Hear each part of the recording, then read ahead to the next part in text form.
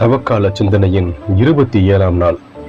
இன்றைய நாளில் மத்தேயு நற்செய்தி 5ஆம் அதிகாரம் 37ஆம் வசனம் இவ்வாறு சொல்லுகிறது: உங்கள் பேச்சு ஆம் என்றால் ஆம் என்றும், இல்லை என்றால் இல்லை என்று இருக்கட்டும். இதற்கு மிஞ்சினது எதுவும் பிசாசினிடத்தில் இருந்தே வருகிறது. தெளிவான பேச்சு இன்றைய தினத்தில் குடும்பங்களில், சமூகத்தில் ஏற்படக்கூடிய மிக முக்கியமான பிரச்சனைகளுக்கு காரணம் என்றால் என்னவென்று நாம் அலசி ஆராய்கின்ற பொழுது 2 வகையான மனநிலை உடையவர்களாக பல நேரங்களில் நாம் இருக்கின்றோம். திருமணத்திற்கு தயாராகின்ற ஒரு ஆணையோ பெண்ணையோ நாம் கூப்பிட்டு அவர்களுக்கு ஒரு நல்ல செய்தியை சொல்லும் பொழுது அவர்களின் மனநிலையை பற்றி நாம் யோசிக்கின்ற பொழுது அவர்கள் சொல்லுவது, இது எனக்கு பிரியமில்லை, ஆனால் என் பெற்றோர்களுக்காக செய்கிறேன். அங்கேயே அந்த குடும்பத்தினுடைய உறவினுடைய முறிவு என்பது ஆரம்பித்து விட்டது.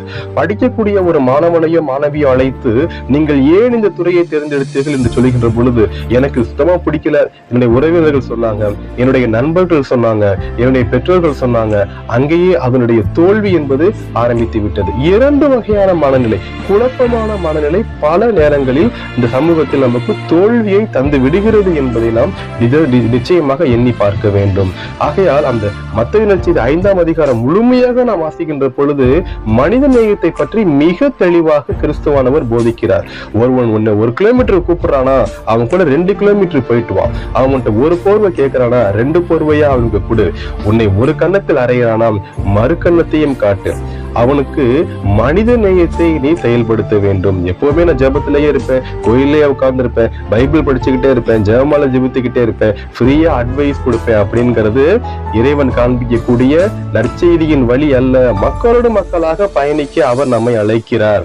ஜெபம் செய்கிறார் இயேசு கிறிஸ்து, ஆனால் அப்பங்களையும் மீன்களையும் மக்களுக்கு வயிறார புசிக்க குடிக்கிறார்.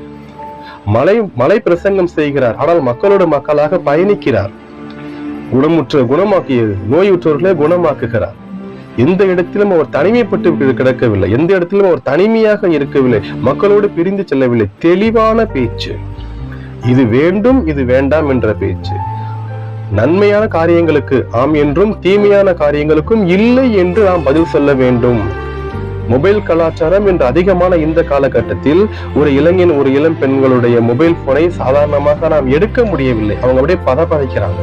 அதுல என்ன சீக்ரெட் இருக்குன்னு நமக்கு தெரியல, என்ன வகையான வீடியோஸ், சேட்டிங், மற்ற காரியங்கள் இருக்குன்னு நமக்கு தெரியல. ஆனால் ஒரு பதைப்பு. ஏன்? ஆம் என்றால் ஆம் என்றும், இல்லை என்றால் இல்லை என்றும் இருக்கட்டும் என்ற அந்த நற்செய்தி கூற்றை நம்மளால் நம்முடைய வாழ்க்கையில் நாம் பிரதிபலிக்க முடியவில்லை.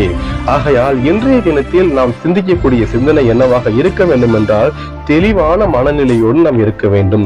இதை செய்ய போகின்றோம், இதை செய்ய போவதே கிடையாது. இதற்கு ஆம் சொல்கின்றோம் என்றால் ஆம் தான், இதற்கு இல்லை என்றால் இல்லைதான். ஆம் என்பதற்கு இல்லை என்றும், இல்லை என்பதற்கு ஆம் என்றும் சொல்லும் பொழுது பல வகையான பிரச்சனைகளுக்கு நாம் அங்கு துணை போகின்றோம் என்பதை உணர்ந்து இந்த நாளை நாம் கடந்து செல்வோம். இந்த பாடலை தியானிப்போம். மனிதம் மலர்ந்திட வேண்டும், மனித மாண்புகள் உயர்ந்திட வேண்டும். மனிதம் மலர்ந்திட வேண்டும், மனித மாண்புகள் உயர்ந்திட வேண்டும். இறைமையின் சாயலே மனிதம், மனிதம் அதன் நிறைவினில் இறைமை மலருமே, மலருமே.